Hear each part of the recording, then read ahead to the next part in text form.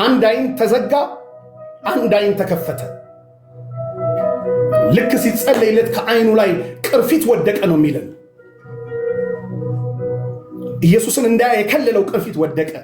ከዛስ ኢየሱስን ካወቀው በኋላ ግን ማን አስቆመው?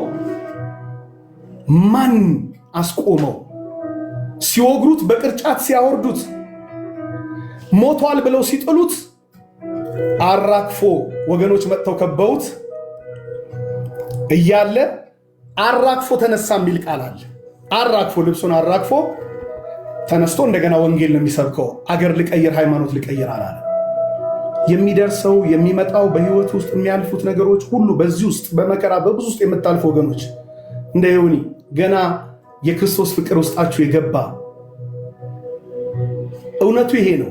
አይቀርላችሁም መገፋት፣ አይቀርላችሁም መሰደብ፣ አይቀርላችሁም መወገር፣ ግን ክብር ይጨመርላችኋል፣ ኃይል ጸጋ ይጨመርላችኋል።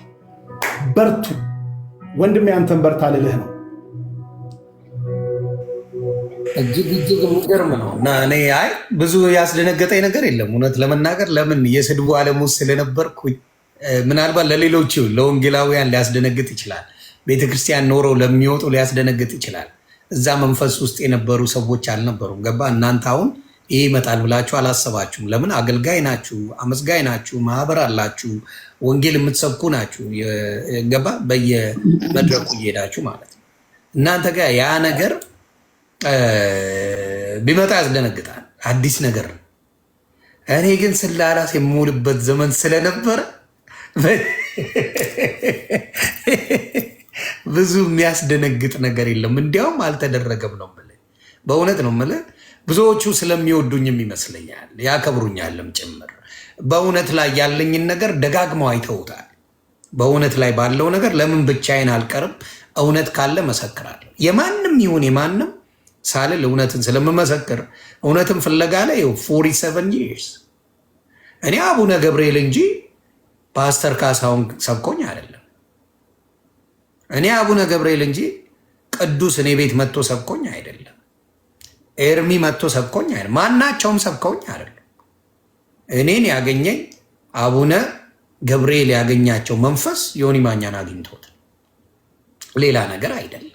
ስለዚህ እሳቸው የተናገሩትን ቸኩዬም አልተናገርኩም። ይገርማል። ትላንትም ስለው ነበረ ብሰድባቸው በጣም ብዙ ቪው አለኝ። ብሰድባቸው ጥብስ ናቸው። በቃ እንደዚህ እጄ ላይ የመጡ ናቸው። እጄ ላይ ገብተዋል። በቃ እሳቸው ብዙ ሁሉም ሰድቧቸዋል። እኔ መጨመር ነው የሚጠበቅብኝ። ገባ? አብሬ መጨመር ነው። ከዛ ክብሩን እኔ ወስደው ነበር። የውሸት ክብር አገኝበት ነበር። የውሸት ድል አድርግ ነበረ። እግዚአብሔር ግን ያያል። ገባ? እግዚአብሔር ድንቅ አምላክ ነው። ያያል። ሲገፉ ዘርበሉ ሲባሉ እንደ ውሻ ሲቆጠሩ ያንን የመሰለ ትምህርት ያላቸው አባት እውነትን በመናገራቸው ያሁላ ውርጅብኝ ሲወርዱባቸው እግዚአብሔር አምላክ ነው ለእኔ ለካ ዮኒ ማኛን ሊያድን ነው። ለእሳቸው አልመጣም።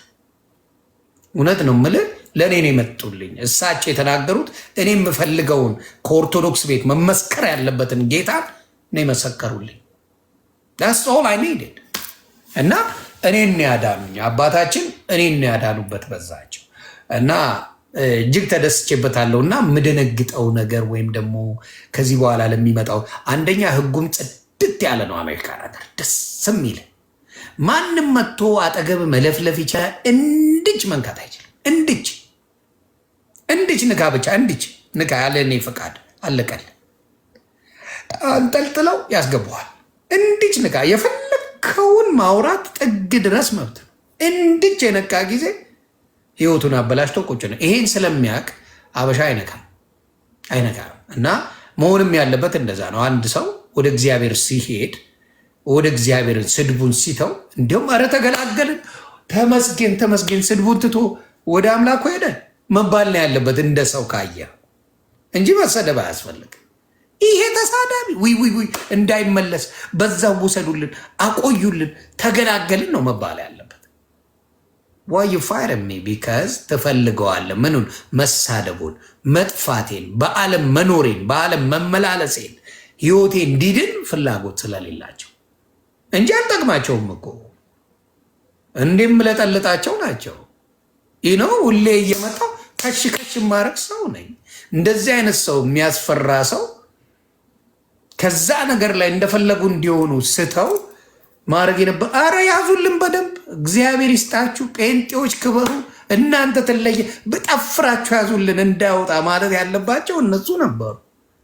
ኢንስቴድ ኮምፕሌን ያደርጉትና እሱ ነገር አስደስቶኛል። ሌላ የሚያስደስትህና የሚያሳርፍህ ነገር ያስደስተህና ያሳረፈ ነገር ምንድን ነው? ሌሎችንም እንዲያርፉ ስለምፈልግ አሁን በጌታ እንዲሆኑ ኢየሱስን አምነዋለሁ ግን የሚለዋል ግን የሚባል ነገር አለ። አብዛኛው ጊዜ አሁን በሌሎቹ እንደምታየው ግን የሚሏት ነገር አለች። ብዙ ጊዜ ማረፍን የሚችሉት በምንድን ነው? እስኪ እሱን ብትነግረን። ቴንክ ዩ ዩኒዬ። በጣም የሚገርመው ነገር ለሁሉ ነገር ቀደም እንዳልኩ ማኑዋላችን ያደለ የእግዚአብሔር ቃል። ስለዚህ የእግዚአብሔር ቃል ውስጥ ይህንን ማኑዋል የሰጠን የሰራን የሚያውቀን በዚህ መንገድ ነው የምታርፉት፣ በዚህ መንገድ ነው የምትድኑት፣ በዚህ መንገድ ነው ነፃ የምትወጡት፣ በዚህ መንገድ ነው የምትፈወሱት፣ በዚህ መንገድ ነው ድል የምታገኙት፣ በዚህ መንገድ ነው ስኬት ብሎ ኤቭሪ ፓርት ኦፍ አወር ላይፍ ኢዝ ኦልሬዲ ሪትን ኢን ዲስ ማኑዋል። በዚህ ማኑዋል ውስጥ ተጽፏል። አሁን የሚገርመው ጌታ ኢየሱስ የመጀመሪያ ጊዜ እኔ ነፍሴ ያረፈበት ጥቅስ፣ ህይወት ያረፈበት ጥቅስ እናንተ ደካሞች ሸክም የከበዳችሁ ወደ እኔ ኑ እኔም አሳርፋችኋለሁ የሚለው ቃል ውስጤ የገባ ቀን ባነበው ደስ ይለኛል። በጣም የሚያስደንቅ የእግዚአብሔር ቃል ስለሆነ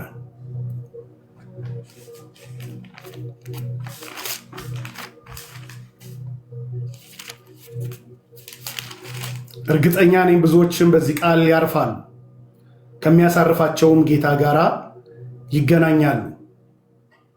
የማቴዎስ ወንጌል ምዕራፍ 11 ቁጥር 28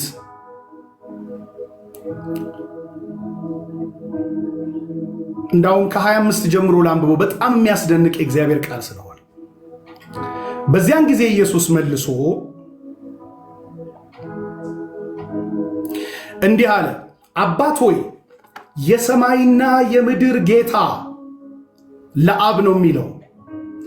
አባት ሆይ የሰማይና የምድር ጌታ ይህንን ከጥበበኞችና ከአስተዋዮች ሰውረህ ለሕፃናት ስለገለጥክላቸው አመሰግንሃለሁ ብሎ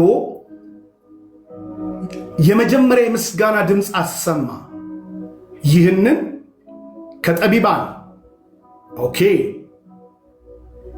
እንዲሁም ከአስተዋዮች ማለት በጣም አንደርስታንዲንጋቸው ሃይ ሌቭል ከሚባሉ አይኪዋቸው በጣም ቤስት ከሚባል ኢየሱስ የአእምሮ ውጤት አይደለም የምለው ለዚህ ነው። ሁሌ ከአስተዋዮች ሰውረ ይህንን ለጥበበኞችና ከጥበበኞችና ከአስተዋዮች ሰውረ ለሕፃናት ስለገለጥክላቸው አመሰግንሃለዋል። ኢየሱስ ለዚህ ነው መገለጥ ነው የምንለው። ስለገለጥክላቸው መገለጥ ነው። የሚያውቁት ሁሉ ኢየሱስ ያሉ ሁሉ አይደሉም የሚድኑት። የተገለጠላቸው መድኃኒትነቱ የተገለጠላቸው፣ በቂ መሆኑ የተገለጠላቸው፣ ረፍት መሆኑ የተገለጠላቸው፣ የአብ የመጨረሻው ስጦታ መሆኑ የተገለጠላቸው፣ እግዚአብሔር ሌላ የመዳኛ መንገድ የለም ከሰማይ በታች እንድንበት ዘንድ የተሰጠ ብቸኛ ስም ኢየሱስ ነው ሌላ የለም የሚለው የተገለጠላቸው ሰዎች የሚድኑበት የእግዚአብሔር መገለጥ ነው ኢየሱስ የምለው ደጋግሜ ለዚህ ነው። ስለገለጥክላቸው አመሰግንሃለሁ። አዎን አባት ሆይ ፈቃድህ በፊትህ እንዲሆኗልና። እኔ ትናንትና አንድ ነገር ስትናገር በጣም የገረመኝ ወንበዴው፣ ዱርዬው፣ ተደባዳቢው፣ ጋንግስተሩ ነው ወደ ጌታ ተመርጦ የሚመጣው ምናምን ስትል በጣም ይገርመኝ ነበር። አዎ አንድ ሰው ምን እንዳለ ታውቃለህ? ይሁን አሁን ይሄ ሁሉ በክርስቶስ በጌታ የሆነው ማህበረሰብ አንድ ጊዜ ባይሆን ኖሮ ዓለም ምን ትሆን ነበራል? ተለውጦ ያ ሁሉ ነፍሰ ገዳይ እዛ ናዝሬት ውስጥ አዳማ ከተማ ላይ በእኛ ዘመን የነበሩት የዳኑት ሰዎች ና ካለ ጫፏ ብቻ የተሳለች ጩቤ ይዞ ነው ና የሚልህ። ሌላው የዛገ ነው በቴታነስ እንድትሞት ሐኪሚን ቀልል ብሎ ነው የሚወጋው ሰው ካጣ የጋሪ ፈረስ ወቅቶ ደም ማየት ያለበት ዱርዬ ኔዳ ነው። እሱ ነው መናፍቅ ተብሎ የተባረረው። ምን ይሆን ነበራል? አንደኛ ቆሮንቶስ ላይ ጳውሎስ ልክ እንዳለው ልክ ይሄንኑ የኢየሱስን ትምህርት አንደኛ ቆሮንቶስ ምዕራፍ 1 ላይ እንደዚህ አለ። ወንድሞች ሆይ መጠራታችሁን ተመልከቱ። ምዕራፍ 1 ቁጥር 26 ላይ እንደ ሰው ጥበበኞች የሆኑ ብዙሃን፣ ኃያላን የሆኑ ብዙዎች፣ ባላባቶች የሆኑ ብዙዎች አልተጠሩም። ነገር ግን እግዚአብሔር ጥበበኞችን እንዲያሳፍር የዓለምን ሞኝ ነገር መረጠ። ብርቱንም ነገር እንዲያሳፍር እግዚአብሔር የዓለምን ደካማ ነገር መረጠ። እግዚአብሔርም የሆነውን ነገር እንዲያጠፋ የዓለምን ምናምንቴ ነገር፣ የተናቀውንም ነገር፣ ያልሆነውንም ነገር መረጠ። ሥጋን የለበሰ ሁሉ በእግዚአብሔር ፊት እንዳይመካ፣ ነገር ግን የሚመካ በእግዚአብሔር ይመካ ተብሎ እንደተጻፈው ይሆን ዘንድ ከእግዚአብሔር ዘንድ ጥበብና ጽድቅ ቅድስናም ቤዛነትም በተደረገልን በክርስቶስ ኢየሱስ የሆናችሁ ከእርሱ ነው ብሎ ዘጋው። ምን አይነት አዋጅ እንደሆነ፣ ምን አይነት አስደናቂ አዋጅ እንደሆነ ይሄ ሼኪንግ ትሩዝ የሚባል ማለት ነው። ይሄ ሬቨሌሽን ነው። እና ተመልከቱ፣ ማን ነው የተጠራው? ማይረባ ምናምን የሚባለው ነው። አዎ እሱ ደግሞ አጥንቶ አይደለም፣ በርቶለት ነው። ተፈላስፎ አይደለም፣ እግዚአብሔር አይኑን ከፍቶለት ነው። ጳውሎስ በገማልያል እግር ስር ተቀምጦ የነበረበትን ዘመን እኮ አሳወረው። እንደ ሰው ብመካ በገማልያል እግር ስር ቁጭ ብዬ ተማርኩ ነኝ። ነገር ግን እሱ አይደለም አለ። እሱን ሁሉ ነገር እንደምናምንቴ ነገር ረብ እንደሌለው አድርጎ በብርሃን አገኘኝ አለ እና በነገስታት ፊት ራሱ የሚመሰክረው ከመጽሐፍ ጠቅሶ ሳይሆን የህይወቱን ለውጥ የቀመሰውን ፍቅር የበራለትን ብርሃን እሱን ነበር። በደማስቆ መንገድ ላይ ሲሄድ ንጉሥ ሆይ ይላል።